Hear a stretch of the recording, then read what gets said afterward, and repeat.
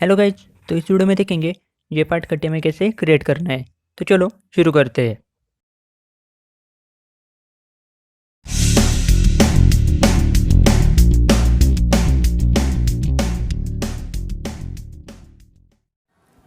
तो सबसे पहले मैं ये नीचे वाला पोर्शन ड्रॉ करूँगा और उसे पैड करूँगा।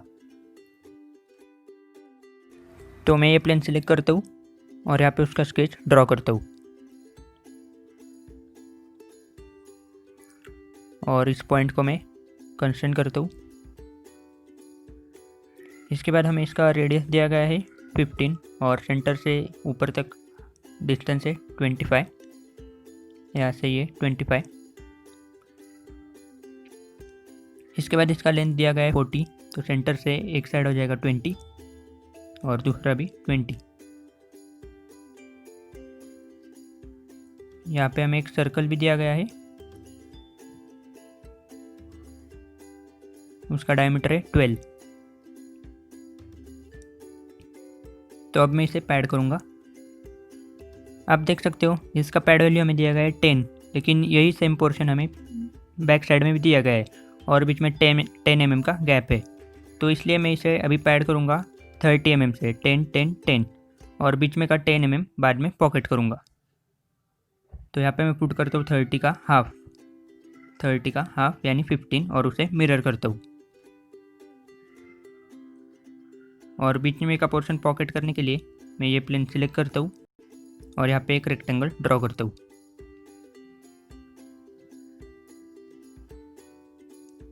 तो बीच का पोर्शन का डिस्टेंस है 10 mm और साइड से भी 10 mm और ये 10 mm। तो अब मैं इसे थ्रू आउट पॉकेट करूँगा।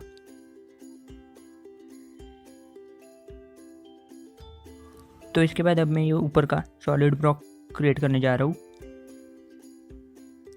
तो इस प्लेन पे मैं उसका स्केच ड्रॉ करता हूँ।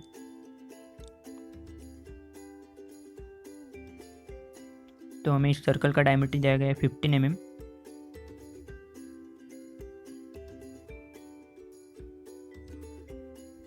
और ये पॉइंट से लेके यहाँ तक डिस्टेंस है 5 mm। तो इस पॉइंट एच से इस पॉइंट तक 5 mm, सिमिलरली दूसरे साइड में भी 5 mm। इसके बाद इसका टोटल हाइट है 20 + 20 यानी 40 mm।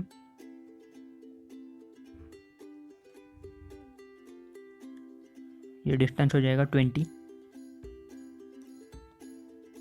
ऊपर के साइड में लेंथ है 30 mm और सेंटर से एक साइड हो जाएगा 15 mm और ये हमारा पोर्शन कंस्ट्रेंट हो गया। तो अब मैं इसे पैड करूँगा।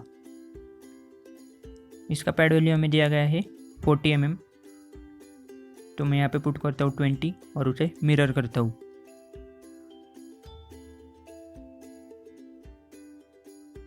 तो इसके बाद मैं ये पीछे के 2 सर्कल ड्रॉ करूँगा जिसका डायमीटर है 30 और 60। तो मैं टॉप प्लेन सेलेक्ट करता हूँ और स्केच पोजिशनिंग करता हूँ।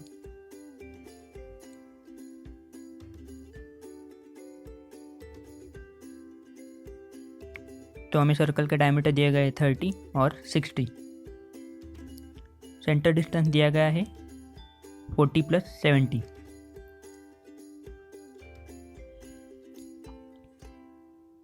तो अब मैं इसे पैड करूँगा।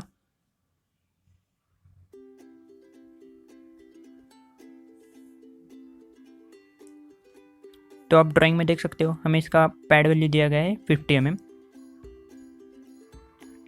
लेकिन अभी हमने जो स्केच ड्रॉ किया है वो हमने ड्रॉ किया है इस वाले प्लेन पर। आप देख सकते हो हमारा ये लेवल। और ड्राइंग में हमें इस सर्कल के सेंटर से ऊपर की तरफ ये सर्कल पैड हुआ है 25 mm से और अभी हम है इस लेवल पर। तो अब हमें इसका पैड वैल्यू इस प्लेन से इस सर्कल के सेंटर तक देना होगा 20, क्योंकि हमें वो डिस्टेंस दिया गया है 20।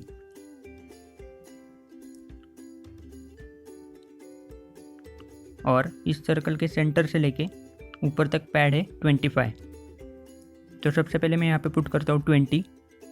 तो हमने यहाँ से इस सर्कल के सेंटर तक डिस्टेंस कवर कर लिया, प्लस 25 क्योंकि ऊपर की तरफ सर्कल 25 से पैड हुआ है।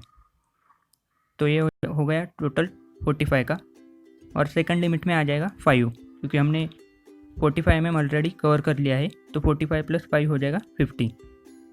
तो ये हो गया हमारा टोटल 50 mm का पैड। तो ये होने के बाद अब मैं ये बीच का सर्कुलर रॉड क्रिएट करूँगा जिसका डायमीटर हमें दिया गया है 30 mm। तो मैं ये फेस सिलेक्ट करता हूँ, इसे मैं नॉर्मल व्यू करता हूँ,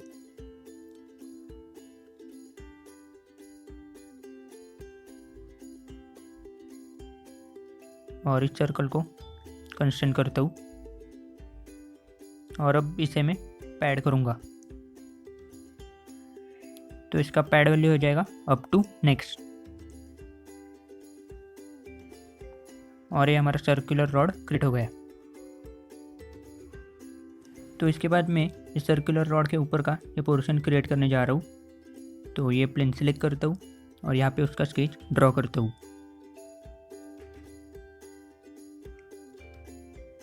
तो इसके बाद हमें ये पॉइंट सर्कुलर रॉड के एजेस पे कोइंसाइड करना है।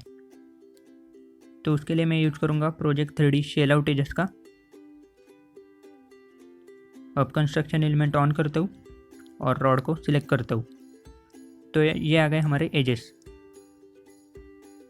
तो अब मैं ये पॉइंट इस एज पर कोइंसाइड करूँगा।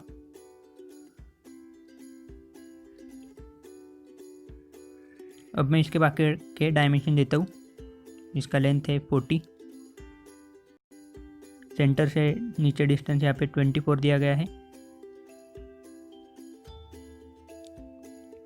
और यहाँ से इस सेंटर से डिस्टेंस है 40, इस सेंटर पॉइंट से यहाँ तक 40 mm।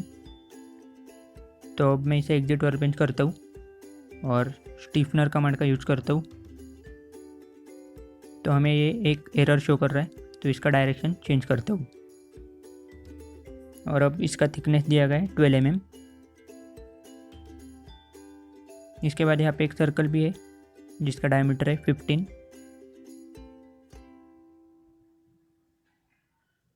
और इसे कंस्ट्रेंट करता हूँ, और इसे अब मैं पॉकेट करूँगा। तो सबसे लास्ट में हमें यहाँ पे एक टैब दिया गया है M12 का। तो मैं होल कमांड सिलेक्ट करता हूँ और यहाँ पे सबसे पहले होल क्रिएट करता हूँ। तो इस होल के पॉइंट को मैं कंस्ट्रेंट कर रहा हूँ।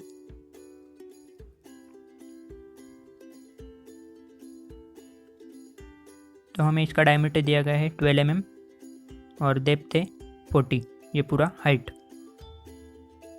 इसके बाद जाता हूँ थ्रेड डेफिनेशन में, इसको ऑन करता हूँ, टाइप में सिलेक्ट करता हूँ मेट्रिक थिन पिच, और थ्रेड डिस्क्रिप्शन में हमें M12 दिया गया है, और इसे ओके करता हूँ, और ये हमारा टैप क्रिएट हो गया। लेकिन आप देख सकते हो हमें यहाँ पे टैप शो नहीं हो रहा है। कटिया का सॉफ्टवेयर ऐसा है कि उसमें थ्रेड का जनरेशन का टाइम बचाने के लिए हमें यहाँ पे सिंबॉलिक रिप्रेजेंटेशन दिया जाता है। आप देख सकते हो यहाँ पे होल कमांड के वहाँ पे हमें सिंबॉलिक थ्रेड शो किए गए हैं। तो इसका मतलब यही है कि हमारा टैप क्रिएट हो चुका है। तो इसके साथ ही हमारे पार्ट कंप्लीट हो गया। तो इस वीडियो में इतना ही। वीडियो देखने के लिए थैंक यू।